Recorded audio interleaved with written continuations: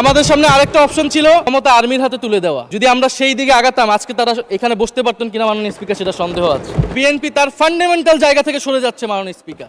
এই রাষ্ট্রপতি জিয়াউর রহমানের বিরোধিতা করেছেন, সেই রাষ্ট্রপতি এখন জিয়াউর রহমানের প্রশংসা করছে। এবার আমি নাম বললাম না, পরের সেশনে কিন্তু মাননীয় স্পিকার আমি নাম ধরেই কথা বলবো, এগুলা ফ্যাক্ট। স্পিকার আর মাননীয় প্রধানমন্ত্রীর থেকে আরো 5 মিনিট আমি রিকোয়েস্ট করছি মাননীয় স্পিকার, আর যদি 5 মিনিটে শেষ করতে পারে আমি শেষ করে দিব, কোনো সমস্যা নেই। এবং এই সংসদে মাননীয় স্পিকার প্রথম অধিবেশনে আমি অনেক হতাশ হয়েছি।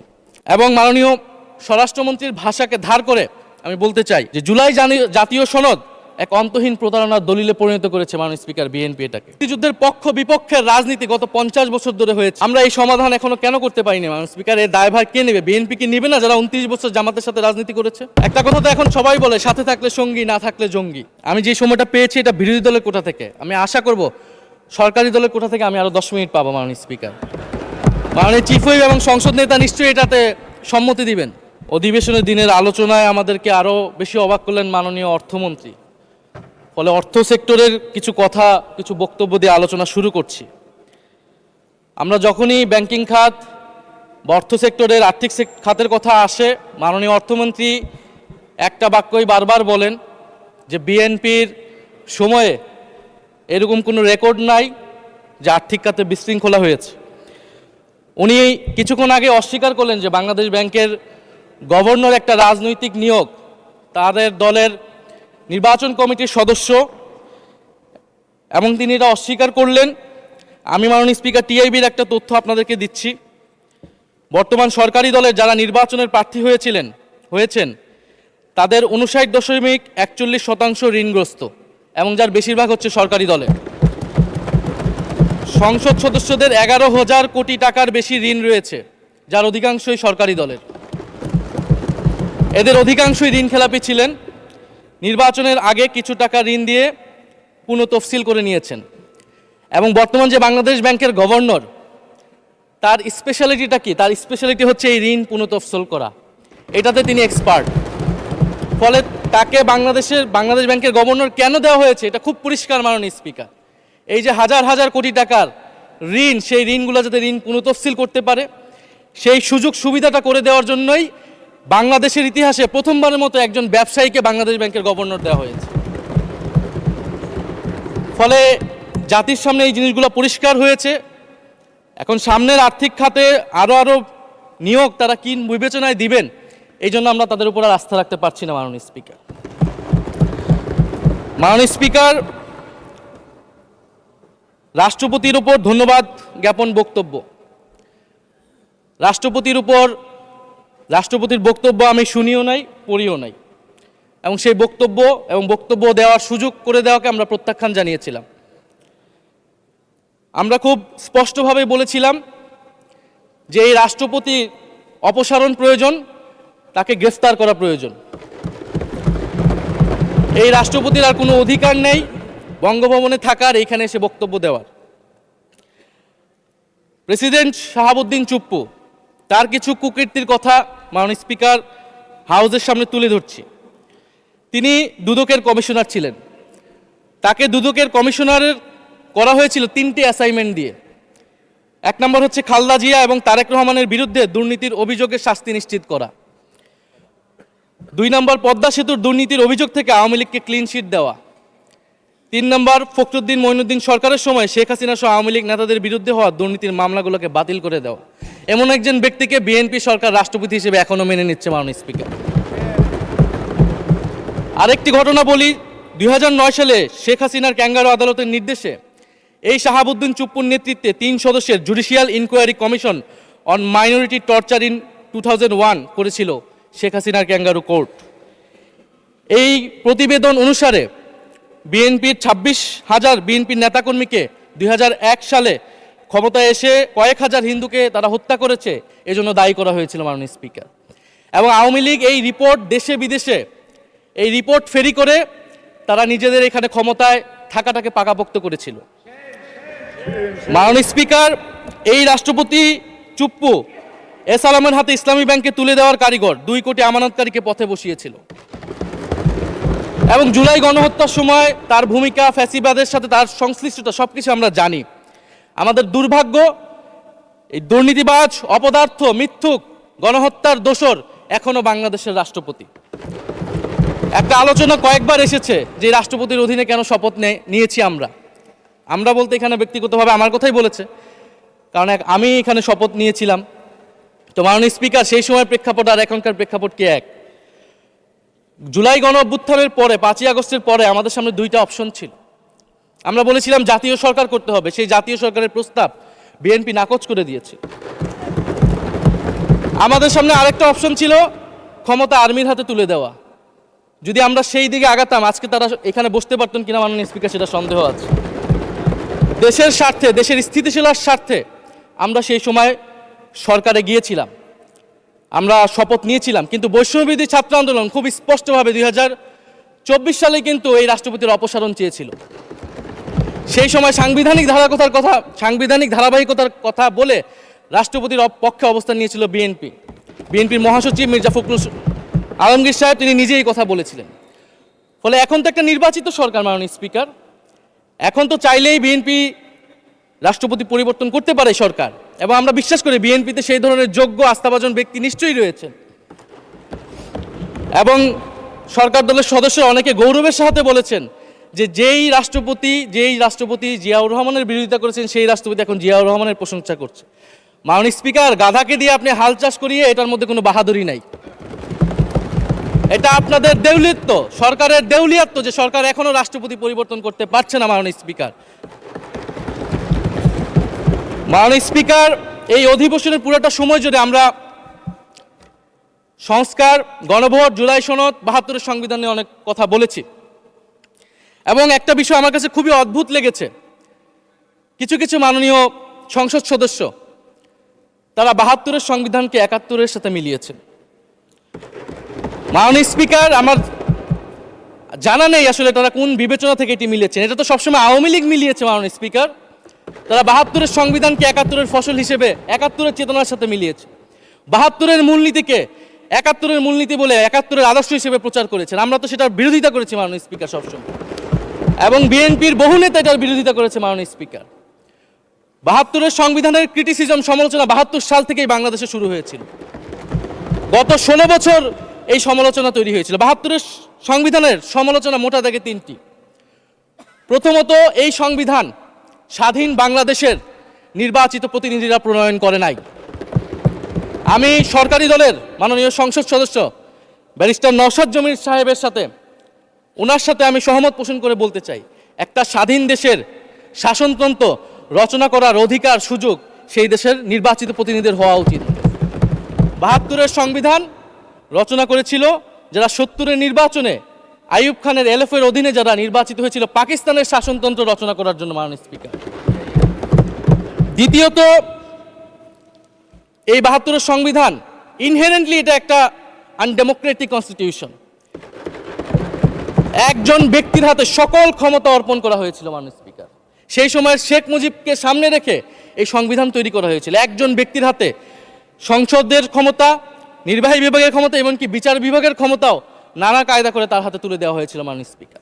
ফলে স্বৈরতন্ত্রের বীজ কিন্তু সেই 72-এর সংবিধান থেকে বাংলাদেশে শুরু হয়েছিল। এবং সবচেয়ে ইম্পর্টেন্ট, এই সংবিধান হচ্ছে মুজিববাদী আদর্শ দ্বারা রচিত হয়েছিল মাননীয় স্পিকার। 71-এর আদর্শ কিন্তু 4 নীতি ছিল না মাননীয় স্পিকার। 71-এর আদর্শ ছিল সাম্য, মানবিক মর্যাদা, সামাজিক ন্যায় বিচার। 72-এর সংবিধান এসে বলা হলো জাতীয়তাবাদ, বাঙালি জাতীয়তাবাদ, ধর্মনিরপেক্ষত্ব, গণতন্ত্র এবং সমাজতন্ত্র, এবং এটার বিরুদ্ধে বিদ্রোহ করেছিলেন মেজর জিয়াউর রহমান। মাননীয় স্পিকার, আজকে বিএনপি তার ফান্ডামেন্টাল জায়গা থেকে সরে যাচ্ছে মাননীয় স্পিকার। শুধু জামাত ইসলাম 72-এর বিরোধিতা করেছে বলে কি বিএনপি এখন আওয়ামী লীগের পজিশনে চলে গিয়েছে? আমাদের জানা নেই মাননীয় স্পিকার। 72-এর সংবিধানের বিরোধিতা করেছেন বদরুদ্দিন উমর, 72-এর সংবিধানের বিরোধিতা করেছেন মাওলানা ভাসানী, 72-এর সংবিধানের বিরোধিতা করেছেন কমরেড মুজাফফর আহমেদ, 72-এর সংবিধানের বিরোধিতা শত শত মুক্তিযোদ্ধারা করেছেন মাননীয় স্পিকার। ফলে এই 72-এর সংবিধানকে বাতিল করার একটা সুযোগ আমাদের এসেছিল 1975 সালের সিপাহী জনতার বিপ্লবের মধ্য দিয়ে। জিয়াউর রহমানের এটা একটা ঐতিহাসিক ভুল বলবো মাননীয় স্পিকার, তার প্রতি সম্মান রেখে, যে আমরা সেই সময় সেই অপরচুনিটি মিস করেছি। আমরা একটা গণপরিষদ দিয়ে নতুন সংবিধান করতে পারি না, এবং এই অপরচুনিটি আমরা এই 2400 মিস করেছি এবং এখনো করতে যাচ্ছি মাননীয় স্পিকার। মাননীয় স্পিকার, 5ই আগস্টের পরে যখন সংস্কারের আলোচনা আসলো, বৈষম্যবিরোধী ছাত্র আন্দোলন তাদের পক্ষ থেকে আমরা বলেছিলাম আমরা নতুন সংবিধান চাই বা সংবিধান পুনর্লিখন চাই। বিএনপি বলেছিল তারা নির্বাচনের মাধ্যমে ক্ষমতায় যেতে চায়। ফলে 5ই আগস্টের পর থেকে রাস্তা দুটি আলাদা হয়ে গেছিল মাননীয় স্পিকার। তখন আমরা একটা মধ্যপন্থায় আসলাম যে আমরা সংস্কারে আসি। সেই জায়গা থেকে সংস্কার কমিশন ঐক্যমত, সেখানে আলোচনা হলো। এখন সাংবিধানিক সংস্কার পরিষদ করার কথা গণভোটে বলা হলো। এখন বিএনপি সেই জায়গা থেকে সরে গিয়েছে। এখন বিএনপি যদি সেই জায়গা থেকে সরে যায়, আমাদেরকে পূর্বের জায়গায় ফেরত যেতে হবে মাননীয় স্পিকার। সংবিধান পুনর্লেখনের দাবি আমাদেরকেও জানাতে হবে, তারা যদি 72-এর পক্ষে এরকম অটল অবস্থানে থাকে। জুলাই সনদ নিয়ে অনেক কথা হয়েছে মাননীয় স্পিকার। জুলাই সনদ, জাতীয় জুলাই সনদ, আমরা যেদিন স্বাক্ষর হয়েছিল, আমরা জাতীয় নাগরিক পার্টি সেদিন স্বাক্ষর অনুষ্ঠানে যাইনি মাননীয় স্পিকার। এবং পরবর্তীতে আমরা স্বাক্ষর করেছি বলা যায় না, আমরা সেখানে আমাদের কমেন্টটা দিয়ে এসেছিলাম মাননীয় স্পিকার। জুলাই জাতীয় সনদ, জুলাই গণ অভ্যুত্থানের পরবর্তীতে এত কষ্টের যে ফসলটাকে, সেইটাকে মাননীয় স্পিকার নোট অফ ডিসেন্ট দিয়ে সেটাকে কলুষিত করে ফেলা হয়েছে।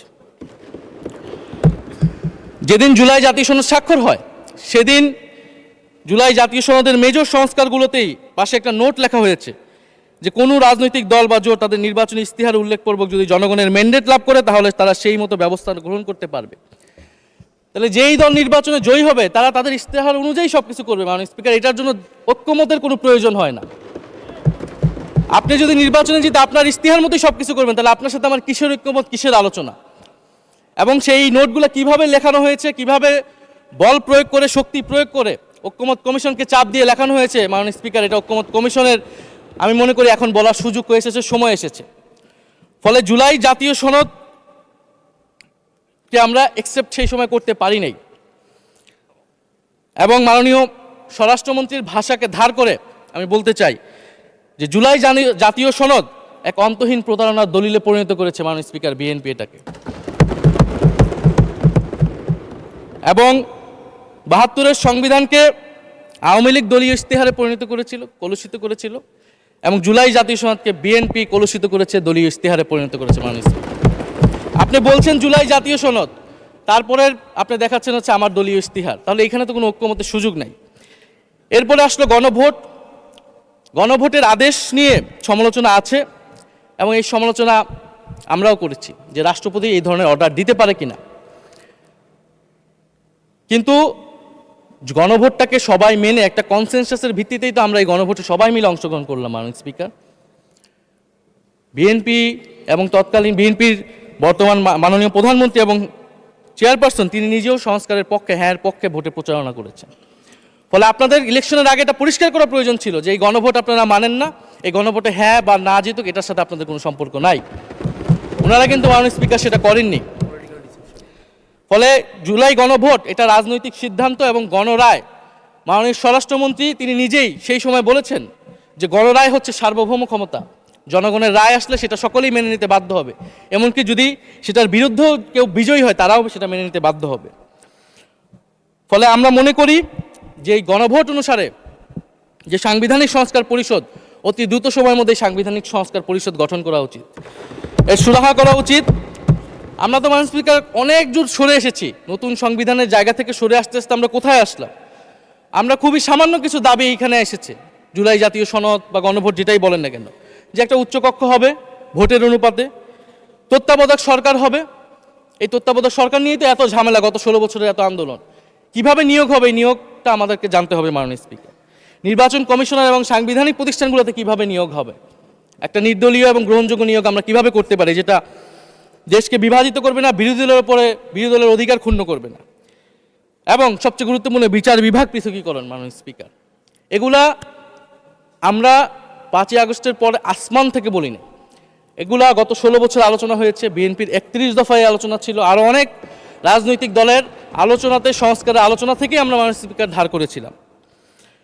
হ্যাঁ, বিচার বিভাগ এই মুহূর্তে পৃথকীকরণ বা বিচার বিভাগের স্বাধীনতা নিয়ে কনসার্ন আছে, কারণ আওয়ামী লীগের নিয়োগকৃত অনেক বিচারক মাননীয় স্পিকার এখনো রয়ে গেছে বিচারালয়ে, যারা এই জামিনগুলো করিয়েছে ফ্যাসিস্টদের। কিন্তু সেটার একটা সুরাহা আপনারা করেন, আমরা সহযোগিতা করব, কিন্তু তারপরে তো বিচার বিভাগের স্বাধীনতা মাননীয় স্পিকার নিশ্চিত করতে হবে। গুম এবং মানবাধিকার অধ্যাদেশ বাতিল করলেন, আপনারা বলছেন ভালো আইন নিয়ে আসবেন। তো ভালো আইন যতক্ষণ পর্যন্ত আনতে পারছে না ততক্ষণ পর্যন্ত মাননীয় স্পিকার আপনাদের সমালোচনাটা সহ্য করতে হবে। আপনারা ভালো আইন নিয়ে আসুন এবং অতি দ্রুত সময়ের মধ্যে নিয়ে আসুন, আমরা দেখি। মাননীয় স্পিকার, এই সংসদে এই অধিবেশনে আরেকটি বিষয় বারবার এসেছে, সেটা হচ্ছে মুক্তিযুদ্ধ এবং জুলাই গণ অভ্যুত্থান। মুক্তিযুদ্ধকে মাননীয় স্পিকার আমরা শ্রদ্ধা করি। আমরা মনে করি এই প্রজন্ম যারা জুলাই গণ অভ্যুত্থানে অংশগ্রহণ করেছি, জুলাই গণ অভ্যুত্থানের মধ্য দিয়ে মুক্তিযুদ্ধের নতুন রূপ তৈরি হয়েছে, মুক্তিযুদ্ধের নবায়ন হয়েছে। মাননীয় স্পিকার, ফলে মুক্তিযুদ্ধের সাথে জুলাই গণ অভ্যুত্থানের কোনো সাংঘর্ষিক অবস্থান নেই। আমরা বারবার বলেছি মুক্তিযুদ্ধ, জুলাই গণ অভ্যুত্থান হচ্ছে মুক্তিযুদ্ধেরই আরেকটি ধারাবাহিকতা। মুক্তিযুদ্ধে আমরা সাম্য মানবিক মর্যাদার কথা বলেছি, জুলাই গণ অভ্যুত্থানে আমরা বৈষম্য বিরোধী গণতান্ত্রিক বাংলাদেশের কথা বলেছি। মাননীয় স্পিকার, কোথায় পার্থক্য, কোথায় আলাদা, এবং কোন ঘটনা বড় কোন ঘটনা ছোট, এটা অহৈতুক তর্ক। মাননীয় স্পিকার, আমরা কেউ বলি নাই যে জুলাই গণ অভ্যুত্থান মুক্তিযুদ্ধের থেকে বড়, বা জুলাই গণ অভ্যুত্থান 90-এর থেকে বড় বা 90-এর থেকে ছোট। জুলাই গণ অভ্যুত্থান এক বিশেষ ঘটনা বাংলাদেশের ইতিহাসে, মুক্তিযুদ্ধ এক বিশেষ ঘটনা, মুক্তিযুদ্ধ বাংলাদেশের ফাউন্ডেশন। মাননীয় স্পিকার, এটার ব্যাপারে আমরা আনকম্প্রোমাইজেবল, এটা নিয়ে কোনো বিতর্কের কোনো সুযোগ নাই। তবে এই কথাটা ওনারাই বারবার বলে মুক্তিযুদ্ধকেও ছোট করতেছেন, জুলাই গণ অভ্যুত্থানকেও ছোট করতেছেন। আরেকটি বিষয় মাননীয় স্পিকার, মুক্তিযুদ্ধর কথা যখন এসেছে, আমরা যে সাম্প্রতিক সময়ে জাতীয় মুক্তিযোদ্ধা কাউন্সিল জামুক আইন সংশোধন করা হলো, অধ্যাদেশ পাশ করা হলো, সেখানে কিন্তু একটা গুরুত্বপূর্ণ সংশোধনী এসেছে। মুক্তিযোদ্ধাদের সংজ্ঞা থেকে মুজিব বাহিনীকে বাদ দেওয়া হয়েছে মাননীয় স্পিকার। এবং আপনারা জানেন যে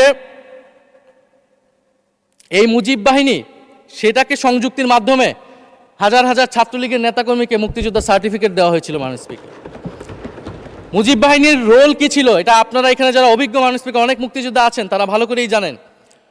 মুজিব বাহিনী তৈরি হয়েছিল অন্তর্ঘাত তৈরি করার জন্য।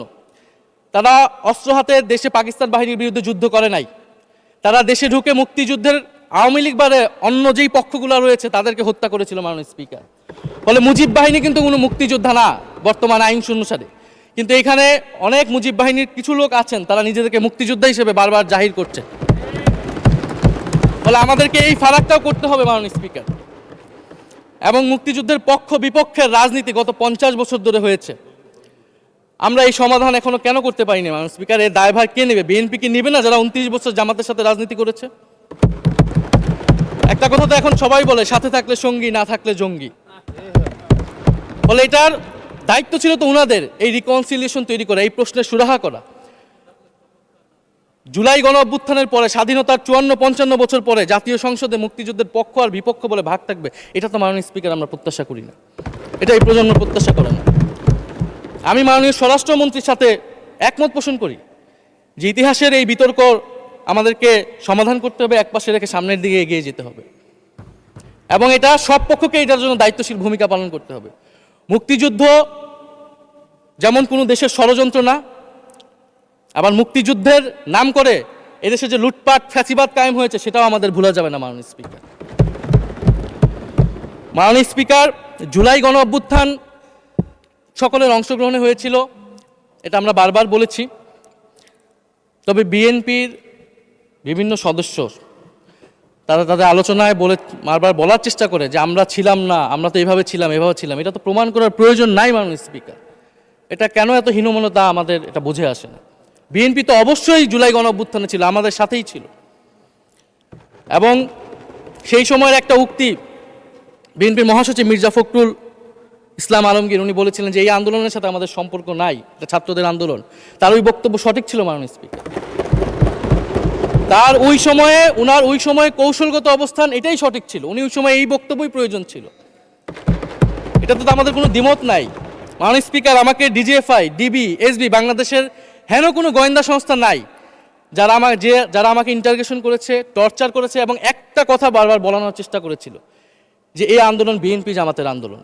যারা আগুন লাগিয়েছে তারা বিএনপি জামাতের সন্ত্রাসী, এটা একবার তোমরা শুধু বলো। ডিবি অফিসের শেষ পর্যন্ত আমরা বাধ্য হয়েছি আন্দোলন স্থগিতের ঘোষণা দিতে, কিন্তু কখনো এই কথাটা মাননীয় স্পিকার আমরা বলিনি। ফ্যাসিবাদ বিরোধী রাজনৈতিক দলের নেতাকর্মীকে আমরা আন্দোলনের সময় থেকে এখন পর্যন্ত কখনো আমরা অস্বীকার করিনি। কিন্তু একটা জায়গা আমরা ফারাক করতে চাই, যে এই গণ অভ্যুত্থান কোনো দলীয় আন্দোলন নয়। 90-এর গণ অভ্যুত্থান, 69-এর গণ অভ্যুত্থান থেকে এই গণ অভ্যুত্থানের পার্থক্য রয়েছে মাননীয় স্পিকার।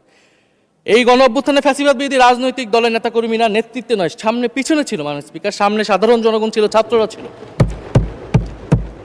ফলে সেই হিসেবেই এই গণ অভ্যুত্থানকে স্বীকৃতি দেওয়া উচিত। এখন যদি বলা হয় যে অমুকের নেতৃত্বে এই গণ অভ্যুত্থান হয়েছে, আমাদের লোকেরা এই গণ অভ্যুত্থান করেছে, এটা মাননীয় স্পিকার এই গণ অভ্যুত্থানের সাথে যারা সাধারণ মানুষ নেমেছিল, যারা শহীদ হয়েছে, তাদের সাথে মাননীয় স্পিকার বিশ্বাসঘাতকতা করা হবে। ফলে জুলাই গণ অভ্যুত্থানের সকলের অংশগ্রহণ ছিল। হ্যাঁ, আমাদের অনেক মতপার্থক্য, জুলাই গণ অভ্যুত্থানের পরে আমাদের রাস্তা আলাদা হয়ে গেছে আমরা মনে করি রাজনৈতিকভাবে, কিন্তু গণ অভ্যুত্থান আমরা একসাথেই করেছিলাম মাননীয় স্পিকার। এবং আমি দুইটা কোটেশন বলতে চাই মাননীয় স্পিকার।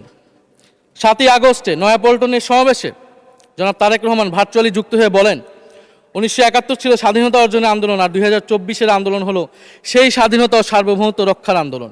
এই আন্দোলনে অংশ নেওয়া প্রতিটি ছাত্র জনতা আজ থেকে নতুন দিনের মুক্তিযোদ্ধা। মাননীয় স্পিকার, মুক্তিযুদ্ধের সাথে আমরা তুলনা করছি এই জায়গা থেকে, কারণ আমাদের কাছে এটা প্রায় যুদ্ধ সময় একটা পরিস্থিতি ছিল। 6 আগস্ট বঙ্গভবনে আলোচনা শেষে ব্রিফিংয়ে মির্জা ফখরুল ইসলাম আলমগীর বলেন, ছাত্র জনতা বুকের রক্ত দিয়ে আমাদের নতুন এক সকাল উপহার দিয়েছে, বাংলাদেশ আজ দ্বিতীয়বার স্বাধীন হলো, এই স্বাধীনতা আমাদের রক্ত দিয়ে রক্ষা করতে হবে। মাননীয় স্পিকার, আমরাও বলি রক্ত দিয়ে রক্ষা করতে হবে। মাননীয় স্পিকার, আমাকে একটু সময় বাড়িয়ে দিবেন। আমি যে সময়টা পেয়েছি এটা বিরোধী দলের কোটা থেকে, আমি আশা করব সরকারি দলের কোটা থেকে আমি আরও 10 মিনিট পাবো। মাননীয় স্পিকার, মাননীয় চিফ হুইপ এবং সংসদ নেতা নিশ্চয়ই এটাতে সম্মতি দিবেন। মাননীয় স্পিকার, আমরা ভারত এবং পররাষ্ট্রনীতি নিয়ে কিছু কথা বলতে চাই। এই সরকার আসার পর একটা জিনিস বারবার আছে যে ভারতের সাথে সম্পর্ক উন্নয়ন, এবং মাননীয় পররাষ্ট্র মন্ত্রী যিনি আগের সরকারের নিরাপত্তা উপদেষ্টা, যার পদত্যাগ তৎকালীন বিএনপি চেয়েছিলেন, সেই পররাষ্ট্রমন্ত্রী ভারতে সফর করেছেন প্রথম, এবং তিনি যে বিবৃতি দিয়েছেন সেই বিবৃতিটা আমাদের কাছে স্পষ্ট না। আমরা কোন ভিত্তিতে ভারতের সাথে সম্পর্ক উন্নয়নের কথা বলছি? যেই ভিত্তিতে আওয়ামী লীগ উন্নয়নের কথা বলেছিল সেই ভিত্তিতে? ভারত বাংলাদেশকে 1971 সালের পর থেকে করদ রাজ্য পরিণত করার জন্য হেন চেষ্টা নেই যে করে নাই মাননীয় স্পিকার। সীমান্তে হত্যাকাণ্ড এখনো হচ্ছে, আমরা নদীর পানি হিস্সা পাচ্ছি না, এবং নতুন করে যেটা হচ্ছে যে বর্ডারে বাংলাদেশি বলে বিভিন্ন মানুষকে পুশ ইন করা হচ্ছে। 2025 সালে 2 মাসে 4000 মানুষকে বাংলাদেশে পুশ ইন করেছে ভারত, ইন্ডিয়ান এক্সপ্রেস অনুযায়ী। মাননীয় স্পিকার, এক ভয়ঙ্কর সংকট সামনের দিনে আমাদের দিকে কিন্তু আসতে যাচ্ছে। এবারে পশ্চিমবঙ্গের ইলেকশন হলো মাননীয় স্পিকার, নির্বাচনের কয়েকদিন আগে ভোটার তালিকা থেকে অন্তত 30 লক্ষ জীবিত ভোটারকে বাদ দেওয়া হয়েছে। এদের অধিকাংশ হচ্ছে মুসলিম এবং মতুয়া সম্প্রদায় মাননীয় স্পিকার।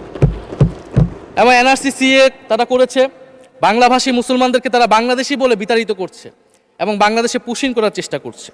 এবং আমাদের যে ভারতের সাথে আগের সংকট রয়েছে, এবং গত 16 বছর যে ফ্যাসিজম ছিল সেটাকে আঞ্চলিক এবং আন্তর্জাতিকভাবে আওয়ামী লীগকে স্পষ্টভাবে সমর্থন দিয়েছিল ভারত। এবং এখনও জুলাইয়ের গণহত্যাকারী খুনি শেখ হাসিনা, ওসমান হাদির হত্যাকারীরা সবাই ভারত তাদেরকে আশ্রয় দিয়েছে। ফলে ভারতের সাথে এই বিষয়গুলো নিয়ে আমাদের সরকার কি কথা বলেছে এটা মাননীয় স্পিকার আমরা জানতে চাই। ভারতের সাথে সম্পর্ক আমরা উন্নয়ন করতে চাই, ভারত আমাদের প্রতিবেশী দেশ, কিন্তু মর্যাদার ভিত্তিতে, সাম্যের ভিত্তিতে এই সম্পর্ক হতে হবে মাননীয় স্পিকার। ভারত শুধু আওয়ামী লীগের সাথে সম্পর্ক তৈরি করে এই দেশকে নিয়ন্ত্রণ করার চেষ্টা করছে, সেই দিনকে সে কবর রচনা করতে হবে মাননীয় স্পিকার। ফলে এটা আমরা বুঝতে পারতেছি না ভারত বিএনপির সাথে বা বর্তমান সরকারের সাথে তার সম্পর্কের ভিত্তিটা কি, এবং বর্তমান সরকার আমার এই কথাগুলো যেগুলো আমি বললাম কথা বলেছে কিনা মাননীয় স্পিকার। মাননীয় স্পিকার, দুর্নীতি নিয়ে অনেক কথা হয়, আমি ঋণ খেলাপির পরিসংখ্যানগুলো দিলাম, এবং নির্বাচনের বিধান অনুযায়ী ঋণ খেলাপিকে নির্বাচনে প্রার্থী হতে পারবে না, কিন্তু আমরা দেখলাম নির্বাচনের আগে কিছু টাকা পরিশোধ করে ঋণ পুনঃতফসিল করে তারা সংসদ সদস্য বেশি আসলেন মাননীয় স্পিকার। মাননীয় স্পিকার, আমি কিছু সংখ্যা বলছি।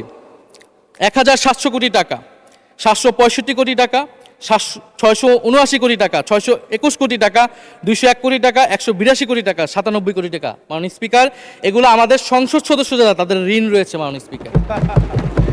এবার আমি নাম বললাম না, কিন্তু পরের সেশনে কিন্তু মাননীয় স্পিকার আমি নাম ধরেই কথা বলবো, এগুলা ফ্যাক্ট। এবং এখনো দুইজন আসতে পারে নাই এই কারণে। এখন দুর্নীতির বিরুদ্ধে তো যুদ্ধ ঘোষণা হয়েছে, এখন এই ঋণগুলো কবে বাংলাদেশের জনগণ ফেরত পাবে, বাংলাদেশের ব্যাংক ফেরত পাবে মাননীয় স্পিকার, এটা আমরা জানতে চাই। মাননীয় স্পিকার যদি সময় একটু বাড়িয়ে দেন। হ্যাঁ, মাননীয় সদস্য, আপনি আবেদন জানিয়েছিলেন, এর মধ্যে ট্রেজারি বেঞ্চের যে চিফ হুইপ আছেন, মাননীয় চিফ হুইপ, উনি আমাকে জানিয়েছেন ওনার সময় 20 মিনিট বরাদ্দ ছিল, সেখান থেকে 5 মিনিট উনি কর্তন করে আপনাকে দিয়েছেন। তো আপনি 5 মিনিটের মধ্যে দয়া করে শেষ করবেন।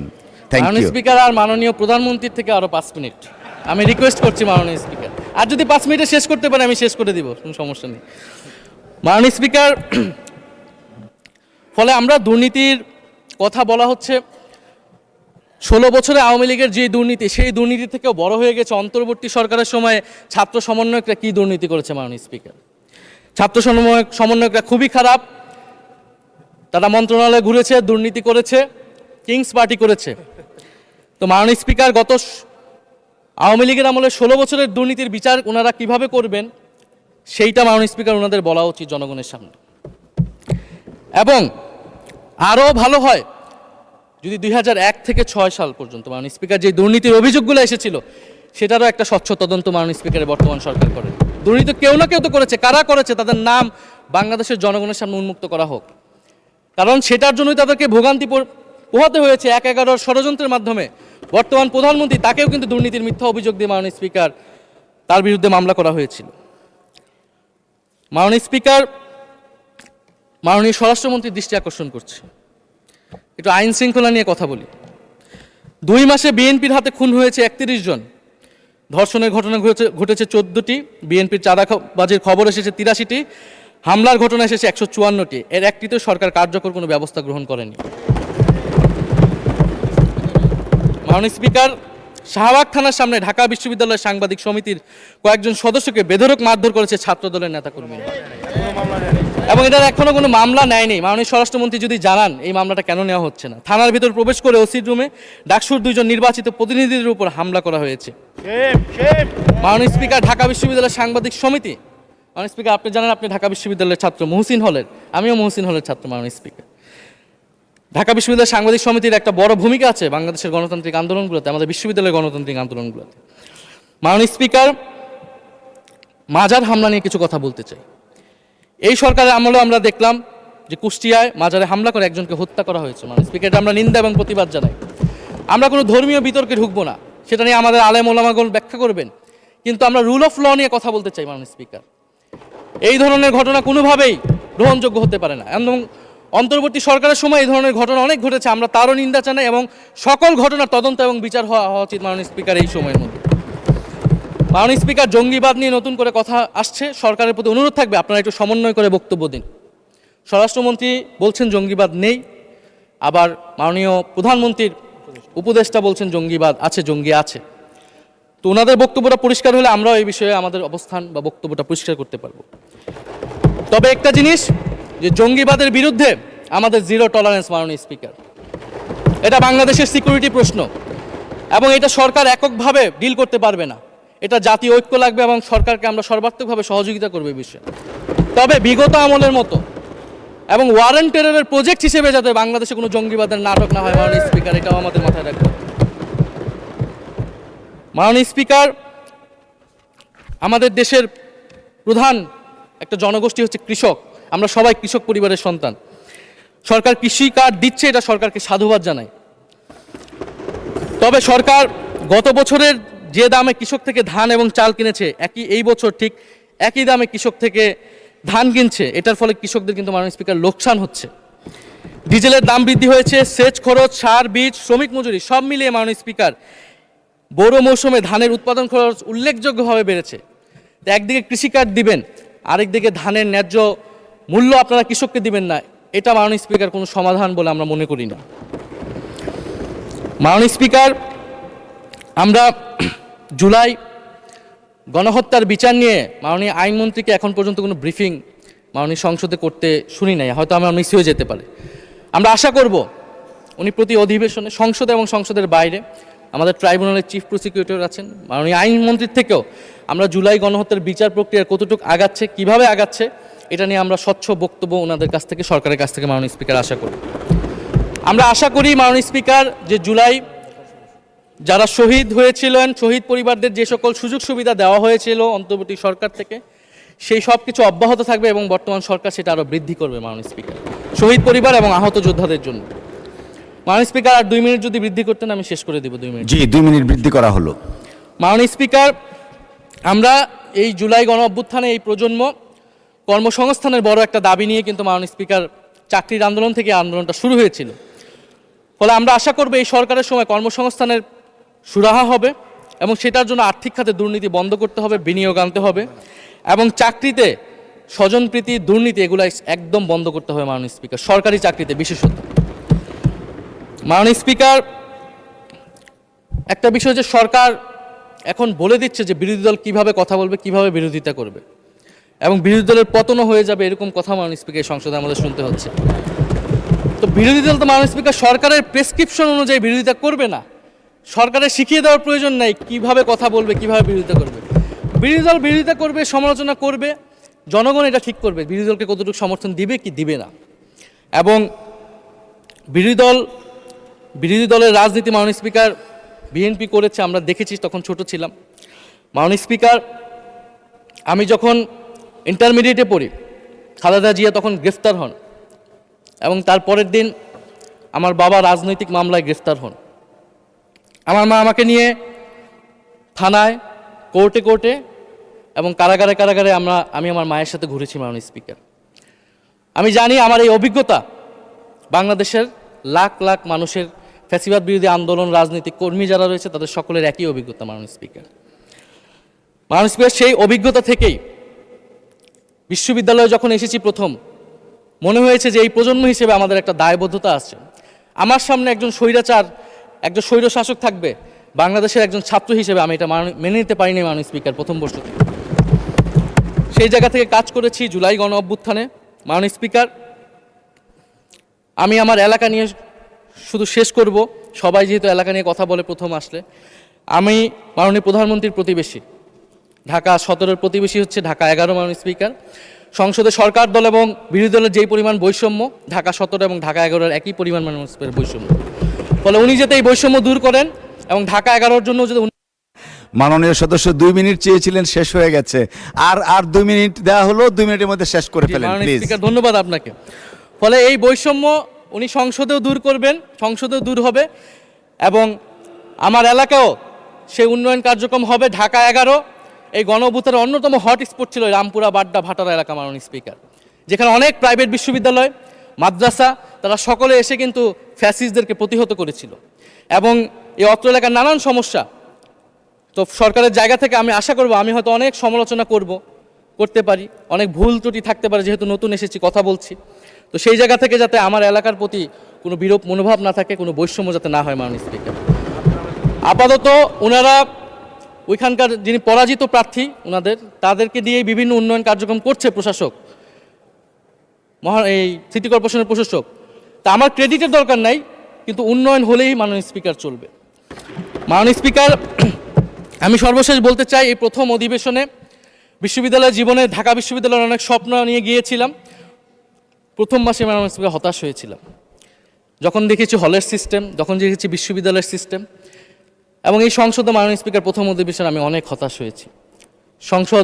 সরকারি দলের সদস্যরা যেভাবে স্তুতি করেছে, যেভাবে সংবিধান সংস্কার পরিষদকে বাতিল করে দেওয়া হয়েছে, যেভাবে গণভোটকে অস্বীকার করেছে, মাননীয় স্পিকার, আমি আশা করব আমাদের এই হতাশা অতি দ্রুতই শেষ হবে এবং আমরা যেই কমিটমেন্ট জনগণের কাছে করেছি সেই সকল প্রতিশ্রুতি আমরা রক্ষা করে সামনের দিকে এগিয়ে যেতে পারবো। মাননীয় স্পিকার, আপনাকে ধন্যবাদ, এই হাউসের সকলকে ধন্যবাদ। মাননীয় স্পিকার,